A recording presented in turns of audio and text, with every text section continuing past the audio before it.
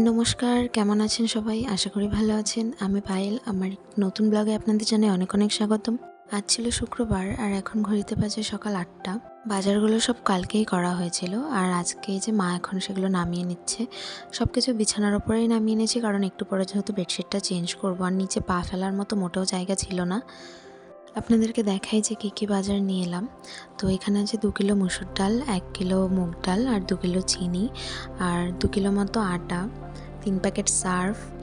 মোটামুটি একটা নতুন সংসার তৈরি করতে গেলে প্রথম থেকে যা লাগে সব কিছুই কিন্তু নিয়ে এসেছি। বাবা মারা যাওয়ার পর থেকে কিন্তু আমি নিজেই এভাবে বাজার করতাম, কিন্তু বিয়ের পর থেকে মা আর এভাবে কিছু করতে পারেনি। অনেকদিন ধরে টাকা জমিয়ে জমিয়ে রেখেছিল, বলেছিল যে আমি যাওয়ার পরে করবে। তাই এবার যেহেতু গিয়ে অনেক দিন ছিলাম, সেহেতু একদিন একটু ফাঁকা সময় বের করে মায়ের সাথে গিয়েছিলাম এই বাজারটা করতে। আর বাজারগুলো কিন্তু করেছি পাড়ারই একটা দোকান থেকে। যেহেতু ভাইও অনেক ছোট, সবসময় বাজার থেকে বাজার করাটা সম্ভব হয় না। দৈনন্দিন জীবনে আমাদের যা দরকার হয় সেই সব কিছুই কিন্তু আনা হয়েছে, কোনো কিছুই বাদ দিইনি। যেহেতু আমাদের অনেক রান্নাবান্না হয়, তাই এখানে অনেক কিছু দেখে মনে হলেও এগুলো কিন্তু 15 দিনের বেশি যাবে না। যেহেতু ভাইয়ের স্কুল, টিউশন এসব থাকে, তাই সব কিছু এনে রাখলে কিন্তু মায়ের ভীষণ সুবিধা হয় রান্নাটা করতে। বাজার তো করা হয়ে গেছে আর এরপর মায়ের রান্নাঘরে গিয়ে দেখলাম যে মশলার কন্টেনারগুলো কিন্তু পুরো নষ্ট হয়ে গেছে। তো সেই জন্য আবার অনলাইনে কিছু কন্টেনার দেখছিলাম, তো দেখলাম যে প্রচণ্ড দাম ওখানে। সেই জন্য নিজেই চলে গেলাম বাজারে আর কিছু সস্তায় কন্টেনার নিয়ে আসলাম। এখানে কিন্তু প্রায় 20টার মতো কন্টেনার ছিল আর সব কিছু মিলিয়ে মোট দাম পড়েছিল 200 টাকা।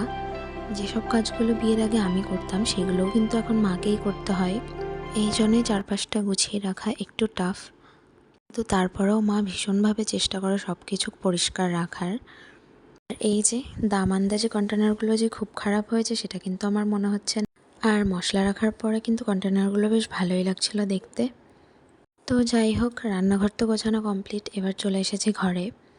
মা যেহেতু সবসময় কিন্তু ডিপ ক্লিন করতে পারে না, তাই আমি ভাবলাম যে আজকে আমি সব কিছু একটু ভালো করে পরিষ্কার করে দিই।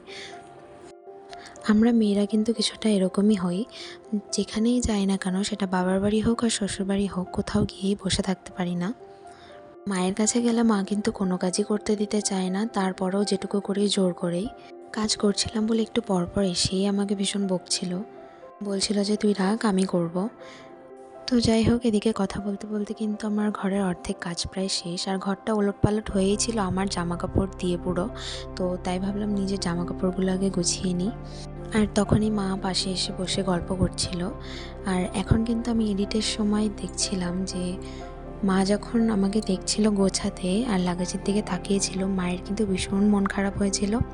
সেটা আমি তখন দেখিনি, কারণ তখন মায়ের মুখের দিকে কিন্তু আমি তাকাইনি। মায়ের সাথে মেয়েদের সম্পর্কটাই থাকে কিছুটা এরকম।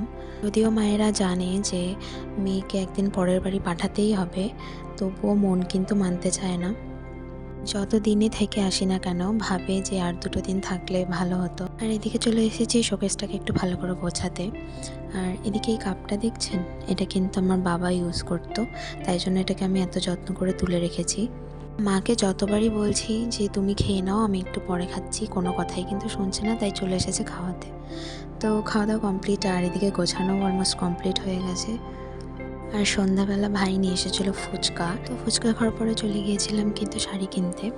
যেহেতু ভাদ্র মাসে নিয়ম করতে এসেছিলাম, তো যারা যারা আমার শ্বশুরবাড়ি থেকে আমাকে নিতে আসবে, আমার বাবার বাড়ির তরফ থেকে কিন্তু সবাইকে শাড়ি দেওয়া হবে। শাড়িটা কার জন্য নিয়েছি সেটা আবার নেক্সট ভিডিওতে দেখাবো। সবাই অনেক ভালো থাকবেন, সুস্থ থাকবেন, দেখা হচ্ছে নেক্সট ভিডিওতে।